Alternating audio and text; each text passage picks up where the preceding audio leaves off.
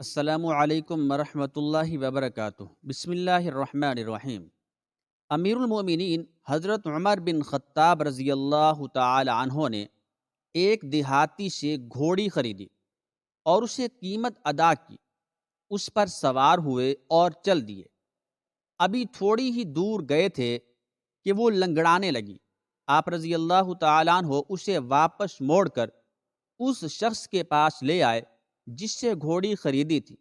فرمایا، یہ گھوڑی واپس لے لو، یہ لنگڑاتی ہے۔ بیچنے والے نے کہا، امیر المومنین، میں یہ واپس نہیں لوں گا، کیونکہ میں نے صحیح حالت میں، ٹھیک حالت میں آپ رضی اللہ تعالیٰ عنہ کے ہاتھ فروخت کی تھی۔ امیر المومنین حضرت عمر رضی اللہ تعالیٰ عنہ نے فرمایا، چلیے فیصلے کے لیے کسی کو منصف مقرر کر لیں جو میرے اور آپ کے درمیان عدل و انصاف کی بنیاد پر فیصلہ کرے، اس لیے کہ اسلامی اصول یہ ہے کہ دو آدمیوں میں اختلاف ہو، جھگڑا ہو تو تیسرے کو حکم یعنی فیصلہ کرنے والا بنانا چاہیے کہ وہ ان دونوں میں فیصلہ کرے۔ لہذا انہوں نے اپنے درمیان ایک حکم بنا لیا، منصف بنا لیا۔ بدوی نے کہا، کیا شریح بن حارث کندی کا فیصلہ آپ کو منظور ہوگا؟ حضرت عمر رضی اللہ تعالیٰ عنہ نے فرمایا، مجھے منظور ہے۔ لہذا دونوں فیصلہ کرانے کی غرض سے قاضی شریح رحمۃ اللہ تعالی علیہ کے پاس پہنچے۔ انہوں نے پہلے دیہاتی کی بات پورے اطمینان سے سنی، پھر حضرت عمر فاروق رضی اللہ تعالی عنہ سے کہا، امیر المومنین، کیا یہ گھوڑی جس وقت آپ رضی اللہ تعالی عنہ نے خریدی تھی اس وقت صحیح چل رہی تھی اور سالم تھی؟ فرمایا، ہاں۔ قاضی شریح رحمۃ اللہ تعالی علیہ نے کہا، اے امیر المومنین، جو چیز آپ رضی اللہ تعالیٰ عنہ نے صحیح حالت میں، درست حالت میں خریدی، اسے اب اپنے پاس رکھیے، یا پھر اسی حالت میں واپس لوٹائیں جس حالت میں آپ رضی اللہ تعالیٰ عنہ نے اسے خریدا تھا۔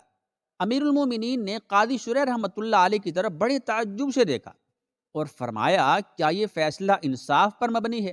قاضی شریح رحمۃ اللہ علیہ نے کہا، قول فصل و حکم عدل، یعنی حق بات اور عدل و انصاف کا تقاضا یہی ہے۔ حضرت عمر رضی اللہ تعالیٰ عنہ یہ فیصلہ سن کر خوش ہوئے اور فرمایا، اب آپ کوفہ تشریف لے جائیں، کیونکہ میں نے آپ کو وہاں کا رئیس القضاء یعنی چیف جسٹس مقرر کر دیا ہے۔ بلا شبہ آپ جیسا نڈر اور باصلاحیت شخص ہی اس اہم منصب پر فائز ہو سکتا ہے۔ جن دنوں امیر المومنین حضرت عمر بن خطاب رضی اللہ تعالی عنہ نے حضرت شریح بن حارث کندی رحمۃ اللہ علیہ کو رئیس القضاء یعنی چیف جسٹس کا منصب سونپا، عہدہ سونپا، ان دنوں وہ مدینہ منورہ کے معاشرے میں غیر معروف اور غیر مشہور نہ تھے، بلکہ اونچے درجے کے صحابہ کرام رضوان اللہ تعالی علیہم اجمعین اور بڑے مرتبے کے تابعین رحمہم اللہ تعالی میں خوب جانے پہچانے جاتے تھے۔ ہر حلقہ میں انہیں قدر کی نگاہ سے، عزت کی نگاہ سے دیکھا جاتا تھا۔ اہل فضل و کمال ان کے علم اور ان کی ذہانت، ہوشیاری اور سمجھداری کے قائل تھے۔ یہ یمن کے رہنے والے تھے اور عرب کے مشہور قبیلہ کندی سے ان کا تعلق تھا۔ چونکہ اس زمانے میں جو بھی اسلام لے آتا پھر وہ اسلام کو پھیلانے کی محنت میں لگ جاتا۔ جب عرب نور ہدایت سے چمکا اور اسلام کی روشن کرنیں، اسلام کی روشن شعائیں سرزمین یمن تک پہنچیں تو قاضی شریح رحمۃ اللہ علیہ ان خوش نصیبوں میں سے ہوئے جنہوں نے اللہ تعالیٰ اور اس کے رسول صلی اللہ علیہ وآلہ وسلم پر ایمان لانے کی سعادت حاصل کی اور حق و ہدایت کی دعوت کو قبول کیا۔ ان کے فضل و علم اور اخلاق کے جاننے والوں کو حد درجہ افسوس تھا کہ انہیں کچھ عرصہ پہلے مدینہ منورہ آنے کی سعادت مل جاتی تو یہ رسول اللہ صلی اللہ علیہ وآلہ وسلم کی زیارت کا شرف حاصل کر لیتے اور آپ صلی اللہ علیہ وآلہ وسلم کی صحبت سے براہ راست ہدایت پاتے اور انہیں ایمان کے ساتھ ساتھ شرف صحابیت بھی حاصل ہو جاتا۔ اس طرح خیر و بھلائی ہر طرف سے انہیں اپنی لپیٹ میں لے لیتی، لیکن یہ ان کے مقدر میں نہ تھا، ہوتا وہی ہے جو اللہ تعالیٰ چاہتے ہیں۔ حضرت عمر فاروق رضی اللہ تعالی عنہ نے اس وقت جبکہ اکابر صحابہ کرام رضی اللہ تعالی عنہم موجود تھے، ان کی موجودگی میں ایک تابعی کو اتنا بڑا منصب سونپ کر کسی جلد بازی سے کام نہیں لیا، بلکہ جس میں جو صلاحیت دیکھی وہ منصب، وہ عہدہ اس کو عطا کر دیا۔ اس لیے آپ رضی اللہ تعالیٰ عنہ کے بعد حضرت عثمان، حضرت علی اور حضرت امیر معاویہ رضی اللہ تعالیٰ عنہ سب نے ہی ان کو اس عہدے پر قائم رکھا، یہاں تک کہ حضرت امیر معاویہ رضی اللہ تعالیٰ عنہ کے بعد کے خلفائے بنی امیہ نے بھی آپ کو اس منصب پر قائم رکھا۔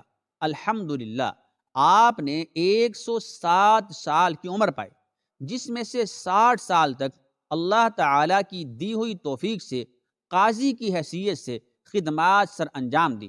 مسلمانوں کی تاریخ کے صفحات قاضی شریح رحمۃ اللہ تعالی علیہ کے مبارک عدالتی فیصلوں، پسندیدہ اقوال اور قابل رشک کارناموں سے بھرے پڑے ہیں، جس سے ہر خاص و عام فائدہ اٹھاتا ہے، اور اسلام کے اس مبارک نظام کی بلندی اس کے دل و دماغ میں بیٹھ جاتی ہے۔ ان میں سے ایک فیصلہ ملاحظہ ہو۔ ایک روز حضرت علی رضی اللہ تعالی عنہ کی پسندیدہ اور قیمتی زرہ، جو جنگ کے زمانے میں حفاظت کے لیے پہنی جاتی ہے، گم ہو گئی۔ تھوڑے ہی عرصے بعد انہوں نے ایک ذمی شخص، ذمی اس آدمی کو کہتے ہیں جو مسلمان حکومت کے ماتحت رہنے والا غیر مسلم ہو، تو انہوں نے ایک ذمی کو دیکھا کہ وہ زرہ کوفہ کے بازار میں بیچ رہا ہے۔ حضرت علی رضی اللہ تعالی عنہ نے اس زرہ کو دیکھتے ہی پہچان لیا اور فرمایا، ارے یہ زرہ تو میری ہے۔ ایک رات دوران سفر راستے میں اونٹ پر سے گر گئی تھی۔ ذمی نے کہا، اے امیر المومنین، یہ زرہ میری ہے، یہ میری زرہ ہے، اس لیے کہ یہ میرے قبضے میں ہے۔ حضرت علی رضی اللہ تعالی عنہ نے فرمایا، یہ زرہ تو میری ہے، نہ تو یہ زرہ میں نے کسی کے ہاتھ بیچی ہے اور نہ ہی یہ زرہ میں نے کسی کو تحفے میں دی ہے۔ تو ذمی نے کہا کہ میرے اور آپ کے درمیان کوئی مسلمان قاضی، کوئی مسلمان منصف جو فیصلہ کر دے، مجھے منظور ہے۔ حضرت علی رضی اللہ تعالی عنہ نے فرمایا، آپ درست کہتے ہیں، آپ ٹھیک کہتے ہیں، بجا کہتے ہیں، چلیے ابھی قاضی کے پاس چلتے ہیں۔ دونوں قاضی شریح رحمۃ اللہ علیہ کے پاس چلے گئے اور وہاں عدالت میں جا کھڑے ہوئے۔ قاضی شریح رحمۃ اللہ تعالی علیہ نے حضرت علی رضی اللہ تعالی عنہ سے پوچھا، آپ کیا کہنا چاہتے ہیں؟ حضرت علی رضی اللہ تعالی عنہ نے فرمایا، میں نے اپنی یہ زرہ اس شخص کے پاس پائی ہے، اس ذمی کے پاس پائی ہے، جو مجھ سے فلاں رات میں فلاں جگہ سفر کے دوران گر گئی تھی، اور اس شخص نے نہ تو یہ زرہ کسی سے خریدی ہے اور نہ اس کے پاس کسی کی طرف سے ہدیہ آئی ہے، لہذا یہ زرہ مجھے واپس دلا دی جائے۔ قاضی شریح رحمۃ اللہ علیہ نے ذمی سے کہا، آپ اس کے متعلق اس کے بارے میں کیا کہنا پسند کریں گے؟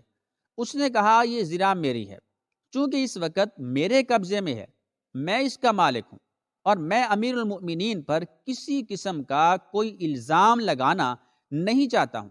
قاضی شریح رحمۃ اللہ علیہ نے حضرت علی رضی اللہ تعالی عنہ کی طرف دیکھا اور ارشاد فرمایا، امیر المؤمنین، آپ کے سچا ہونے میں مجھے کوئی شک نہیں، یہ زرہ بلا شبہ آپ کی ہے، لیکن چونکہ اس وقت مقدمہ عدالت میں ہے، اسے اپنی ملکیت ثابت کرنے کے لیے آپ رضی اللہ تعالیٰ عنہ کو 2 گواہ پیش کرنا ہوں گے۔ حضرت علی رضی اللہ تعالیٰ عنہ نے فرمایا، ہاں، میرا غلام قمبر اور میرا بیٹا حسن میرے حق میں گواہی دیں گے۔ قاضی شریح رحمۃ اللہ تعالی علیہ نے کہا، امیر المومنین، غلام کی گواہی آقا کے حق میں اور بیٹے کی گواہی باپ کے حق میں قابل قبول نہیں۔ حضرت علی رضی اللہ تعالی عنہ نے یہ سن کر ارشاد فرمایا، سبحان اللہ، ایک جنتی آدمی کی شہادت قبول نہیں؟ کیا آپ نے رسول اقدس صلی اللہ علیہ وآلہ وسلم کو یہ فرماتے ہوئے نہیں سنا، الحسن والحسین سیدہ شباب اہل الجنہ؟ یہ حسن اور حسین رضی اللہ تعالیٰ عنہما، یہ دونوں جنتی نوجوانوں کے سردار ہیں۔ قاضی شریح رحمۃ اللہ نے کہا، امیر المومنین، یہ درست ہے، لیکن میں باپ کے حق میں بیٹے کی گواہی کو جائز نہیں سمجھتا، درست نہیں سمجھتا۔ حضرت علی رضی اللہ تعالیٰ عنہ نے ذمی کی طرف دیکھا اور فرمایا، یہ زرہ اپنے قبضے میں ہی رکھیے، کیونکہ میرے پاس ان کے سوا کوئی گواہ نہیں۔ یہ صورتحال دیکھ کر ذمی نے کہا، امیر المومنین، میں گواہی دیتا ہوں کہ یہ زرہ آپ رضی اللہ تعالی عنہ کی ہے۔ پھر وہ تعجب سے، حیرانگی سے کہنے لگا، اے اللہ، اسلام میں انصاف کا معیار کتنا اونچا ہے۔ آج امیر المومنین اپنے ماتحت قاضی سے فیصلہ کرانے کے لیے پیش ہوا اور قاضی نے سماعت کے بعد فیصلہ امیر المؤمنین کے خلاف میرے حق میں دے دیا۔ میں گواہی دیتا ہوں کہ وہ دین جو اس قسم کے فیصلے کرنے کا حکم دیتا ہے وہ برحق ہے، وہ سچ ہے، اور میں آج اس سے متاثر ہو کر عدالت کے سامنے سچے دل سے اقرار کرتا ہوں۔ اس کے بعد اس ذمی کافر نے کلمہ پڑھا اور مسلمان ہو گیا۔ اللہ تعالی ہمارے حکمرانوں کو بھی انصاف قائم کرنے کی توفیق عطا فرمائے، آمین یا رب العالمین۔